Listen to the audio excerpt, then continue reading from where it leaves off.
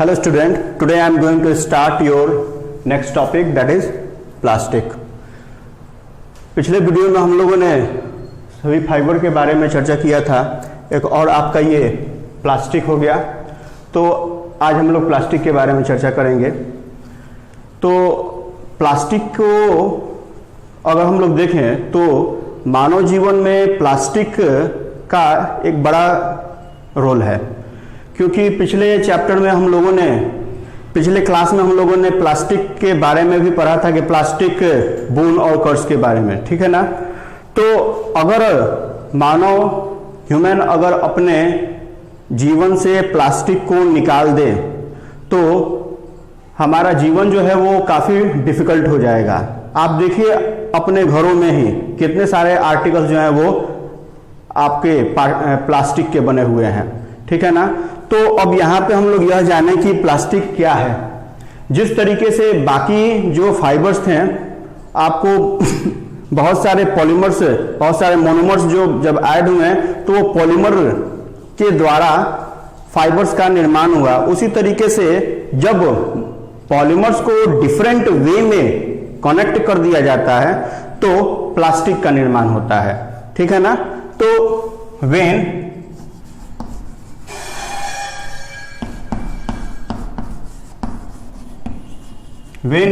polymer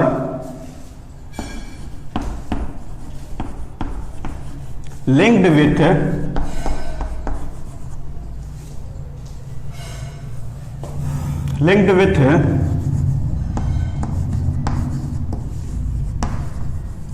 different way, when polymers linked with a different way,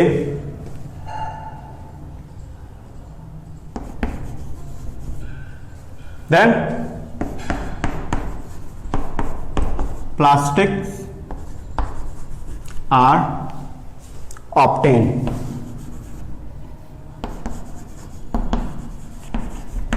जब polymer को हम लोग अलग अलग तरीके से ऐड करते हैं तब जाकर के प्लास्टिक का निर्माण होता है। अब प्लास्टिक बहुत सारे हैं। जब हम प्लास्टिक को इसके हीटिंग कैरेक्टरिस्टिक के हिसाब से अगर देखें तो प्लास्टिक जो है वो दो प्रकार के होंगे। एक आपको हो जाएगा थर्मोप्लास्टिक और दूसरा होगा थर्मोसेटिंग प्लास्टिक। थर्मोप्लास्टिक और थर्मोसेटिंग प्लास्टिक, इन दोनों में क्या अंतर होता है? तो थर्मोप्लास्टिक जो है, थर्मोप्लास्टिक प्रायः जब उसको हीट किया जाता है तो हीट करने के बाद वो सॉफ्ट हो जाता है, जबकि थर्मोसेटिंग प्लास्टिक जो है वो काफी हार्ड होता है और वो हीट करने के बाद आसानी से सॉफ्ट नहीं हो पाता है, बिल्कुल हार्ड होता है। उस पर अगर फोर्स लगाया जाए तो वो ब्रेक कर जाता है। जो थर्मोसेटिंग प्लास्टिक हैं, देखिए बताते हैं प्लास्टिक ये आपके क्या होंगे, दो प्रकार के होंगे। एक हो जाएगा आपको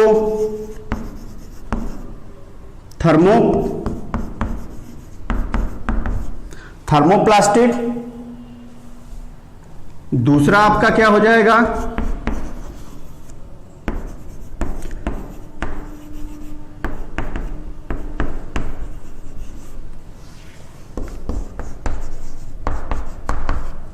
थर्मोसेटिंग प्लास्टिक। प्लास्टिक दो प्रकार के होंगे, एक थर्मोप्लास्टिक होगा और दूसरा थर्मोसेटिंग प्लास्टिक होगा। थर्मोप्लास्टिक को जब हीट किया जाता है तो हीट करने के बाद ये आसानी से सॉफ्ट हो जाता है। जब थर्मोप्लास्टिक आसानी से सॉफ्ट हो जाता है तो हम इसे आसानी से माउल्ड कर सकते हैं डिफरेंट शेप एंड साइज में, जबकि ये माउल्ड नहीं हो पाता है। तो इसलिए हम लोग इसे अलग अलग रूप में आसानी से डिफरेंट शेप एंड साइज में इसको नहीं ढाल पाते हैं। तो it can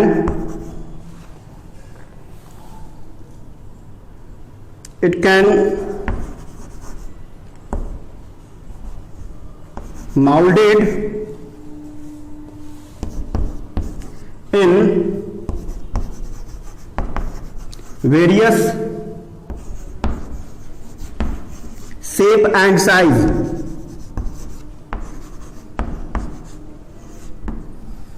It can molded in various shape and size. Because जब इसको हम लोग हीट करते हैं तो ये आसानी से सॉफ्ट हो जाता है। थर्मोप्लास्टिक जो है इसे रिसाइकल भी किया जाता है। इट कैन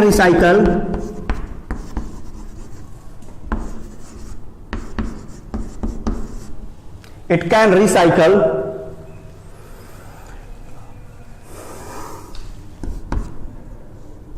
तो ये आपका ये पॉइंट हुआ थर्मोप्लास्टिक का कि थर्मोप्लास्टिक जो है वो हीट करने के बाद आसानी से सॉफ्ट हो जाता है, इसे रिसाइकिल किया जा सकता है। इसके एग्जाम्पल क्या हो जाएंगे? Polythene,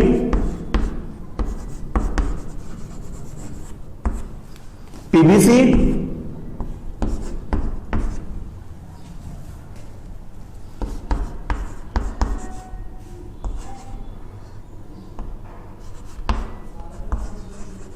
polystyrene, etc. ये इसके कुछ एग्जाम्पल हुए। जबकि हाँ, तो इसके यूजेस को भी हम लोग देख लें इसी में। इसके यूजेस को भी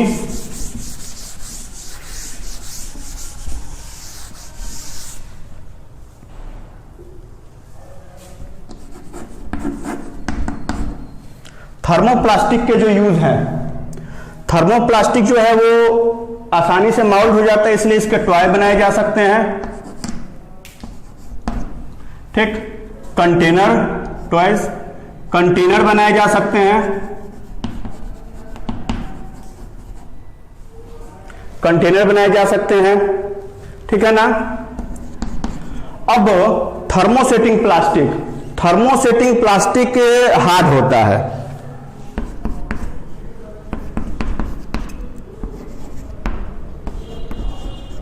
It is very hard. It is very hard.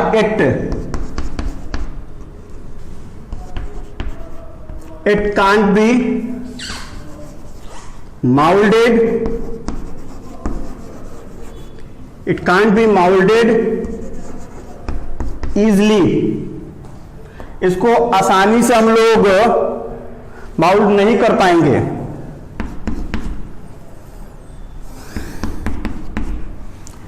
It can't be recycled.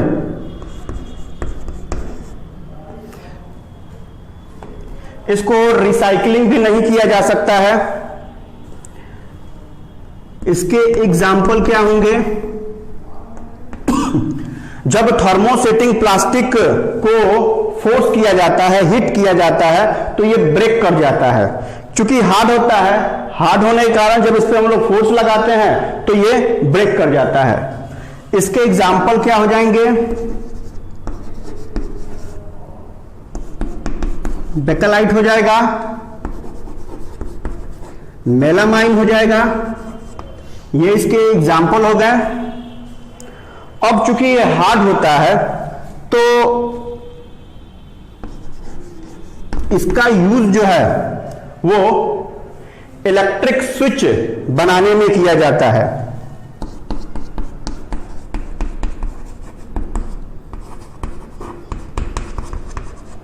Electric switch बनाने में किया जाता है। इसका प्रयोग आपको थर्मोकोल बनाने में किया जाता है। ऊपर में लिख रहे हैं थर्मोकोल बनाने में किया जाता है।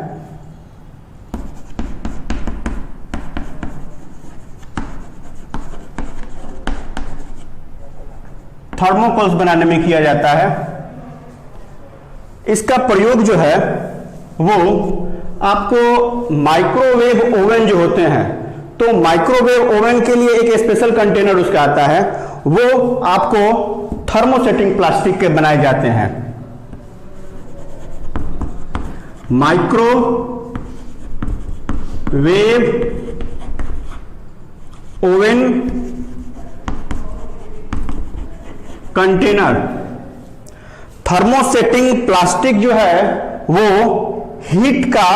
हीट रेसिस्टेंस होता है, इसलिए प्रायः थर्मोसेटिंग प्लास्टिक जो है वो प्रेशर कुकर जो होते हैं उसके हैंडल या बहुत सारे ऐसे यूटेंसिल्स हैं जिसके हैंडल जो है वो आपको मेलामाइल या बेकेलाइट के बनाए जाते हैं, आपको थर्मोसेटिंग प्लास्टिक का बनाया जाता है। तो क्या हो जाएगा,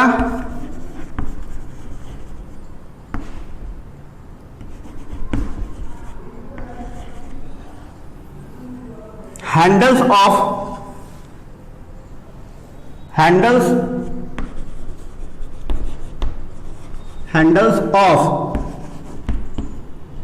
ऑफ कुकर्स। ठीक है, तो ये इतने सारे उपयोग जो है वो थर्मोप्लास्टिक के हो गए। ये था आपका प्लास्टिक के बारे में जानकारी। अब आगे हम लोग पढ़ेंगे इसमें इन्वायरमेंट एंड प्लास्टिक के बारे में। प्लास्टिक जो है वो बहुत ही अधिक उपयोगी है, ये तो हम सभी जानते हैं। साइंटिस्ट जो है वो लगातार इस प्रयास में रहते हैं कि कुछ ऐसा फाइबर बनाया जाए जो कि ड्यूरेबल भी हो, चीप हो और इजी टू हैंडल हो। तो इसी क्रम में प्लास्टिक को बनाया गया। प्लास्टिक जो है वो आपको आसानी से यूज किया जा सकता है। प्लास्टिक जो है वो सस्ता भी होता है, प्लास्टिक ड्यूरेबल भी होता है, लॉन्ग लास्टिंग। प्लास्टिक के कंटेनर में हम किसी भी मटेरियल को रखते हैं तो वो उसके साथ रिएक्शन नहीं करता है, ठीक है ना। तो ये कुछ क्वालिटी है प्लास्टिक के जिसके कारण प्लास्टिक का उपयोग जो है वो बहुत ही अधिक होने लगा। अब प्लास्टिक जो है वो हमारे एनवायरनमेंट के लिए काफी अधिक हार्मफुल हो गया। ठीक, तो हम लोग एनवायरनमेंट एंड प्लास्टिक के बारे में देखें।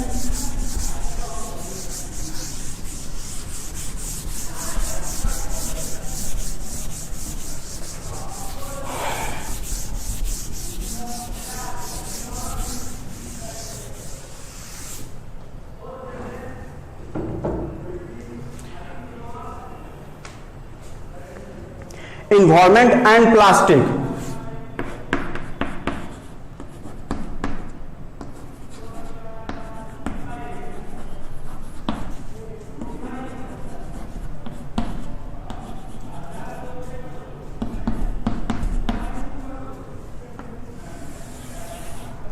एनवायरमेंट एंड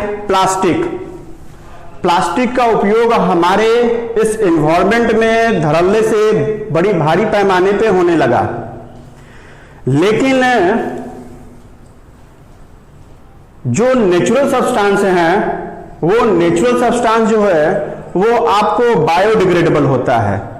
हमारे घरों से जितने भी वेस्ट निकलते हैं वो वेस्ट जो है वो दो प्रकार के होंगे, एक बायोडिग्रेडेबल होगा और दूसरा नॉन बायोडिग्रेडेबल होगा। तो बायोडिग्रेडेबल वेस्ट जो है वो आसानी से माइक्रो ऑर्गेनिज्म के द्वारा डिकम्पोज हो जाते हैं, जबकि नॉन बायोडिग्रेडेबल वेस्ट जो है वो आसानी से माइक्रो ऑर्गेनिज्म से डिकम्पोज नहीं हो पाते हैं, हजारों वर्ष लग जाते हैं जो नॉन बायोडिग्रेडेबल वेस्ट हैं उनको डिकम्पोज होने में। तो प्लास्टिक जो है, प्लास्टिक भी एक नॉन बायोडिग्रेडेबल वेस्ट है। अगर इसका उपयोग करने के बाद हम लोग इसको अगर फेंक देते हैं तो ये आसानी से डिकम्पोज नहीं हो पाता है। जब आसानी से डिकम्पोज नहीं हो पाता है तो फिर ये हमारे इस एनवायरनमेंट के लिए काफी हानिकारक हो जाता है, इस मानव समाज के लिए काफी वो हानिकारक हो जाता है। प्रायः आप लोगों ने देखा होगा कि प्लास्टिक के कारण जो है वो जहां पर भी आप प्लास्टिक को फेंक दीजिएगा यूज करने के बाद, अगर वो लैंड पे पड़ा हुआ है तो लैंड को वो खराब कर देता है, जो फर्टिलिटी है फर्टिलिटी को नुकसान पहुंचाता है, या आपको जो पब्लिक प्लेस है वो काफी अनटाइडी लगता है। अगर प्लास्टिक को हम लोग पानी में या नाला में अगर उसे फेंक देते हैं तो वो नाले को क्या करता है, जाम कर देता है, वाटर लॉगिंग की समस्या हो जाती है। प्लास्टिक को हम जला भी नहीं सकते हैं, क्योंकि प्लास्टिक को जब हम जलाएंगे तो प्लास्टिक के जलने के बाद बहुत सारे हानिकारक पॉइजनस गैस बनते हैं, जो कि हमारे वातावरण को नुकसान पहुंचाता है, एयर पॉल्यूशन हो जाता है। ठीक है, तो प्लास्टिक जो है वो हमारे लिए एक बड़ी समस्या है। तो इसके लिए हमें कुछ करना होगा जिससे कि हम प्लास्टिक के उपयोग को कम कर सकें और हम अपने वातावरण के जो नुकसान है उस नुकसान को भी कम कर सकें। इसके लिए क्या किया जाता है, इसके लिए प्रायः हम लोग ये कहते हैं कि प्लास्टिक के यूज जो है वो कम से कम किया जाए।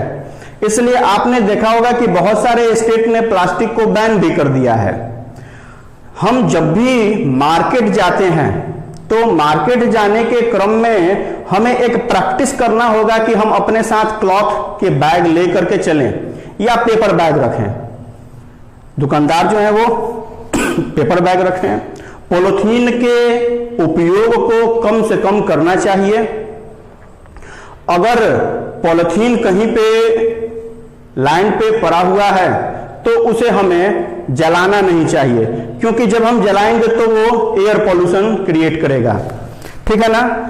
अब प्लास्टिक का जो उपयोग है उसके लिए हमें 4R प्रिंसिपल जो है, 4R प्रिंसिपल आपको लास्ट क्लास में बताया गया था। आपको ये रिड्यूस, रीयूज, रिसाइकल और रिकवर, ये आपका 4R प्रिंसिपल होता है। तो 4R प्रिंसिपल को भी हम लोगों को फॉलो करना चाहिए। इस तरीके से हम अपने वातावरण को हम अपने वातावरण को प्लास्टिक के जो दुष्परिणाम है उससे बचा सकते हैं। ठीक है ना। देखिए, plastic it is a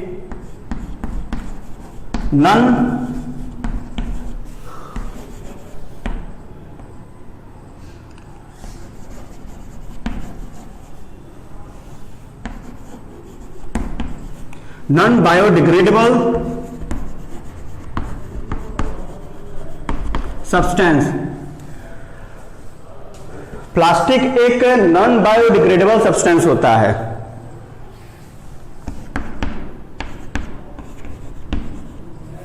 it can not be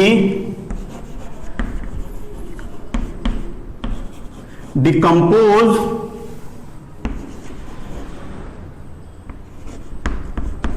easily by micro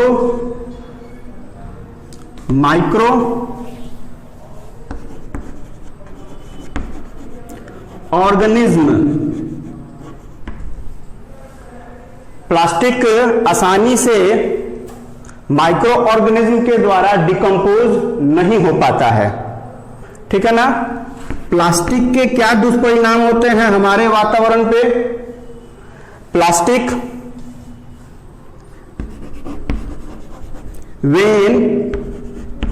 when we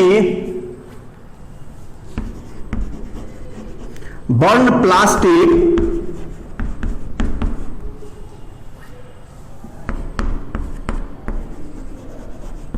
it make air pollution।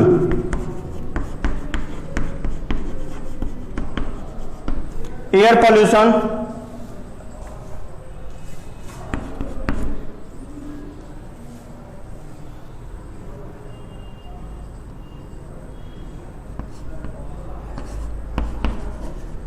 Plastic is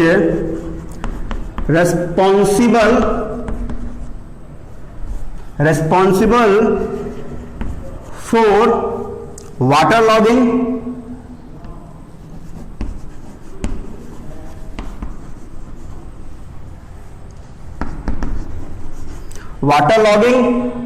के लिए जो है वो आपको प्लास्टिक रिस्पॉन्सिबल होता है।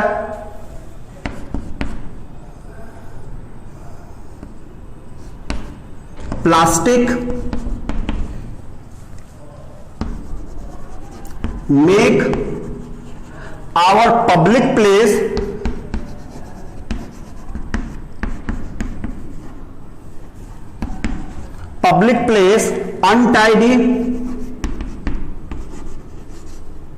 अनटाइडी।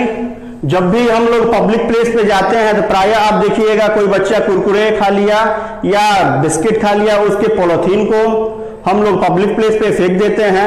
उससे क्या होता है कि हमारा पब्लिक प्लेस जो है वो अनटाइडी, गंदा हो जाता है। तो ये प्लास्टिक के कारण हमारा वातावरण जो है वो लगातार जो है वो हार्म महसूस करते रहता है, ठीक है ना। तो अब हम लोग इसमें,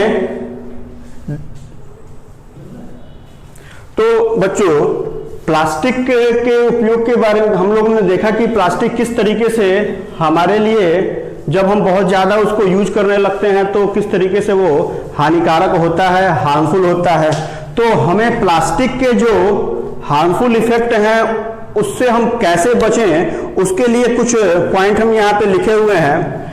अगर इस तरीके से हम इन सभी पॉइंट पर गौर करें तो इस तरीके से हम प्लास्टिक के जो हार्मफुल इफेक्ट है उससे बच सकते हैं। जैसे कि हम लोगों को प्लास्टिक का उपयोग जो है वो कम से कम करना होगा।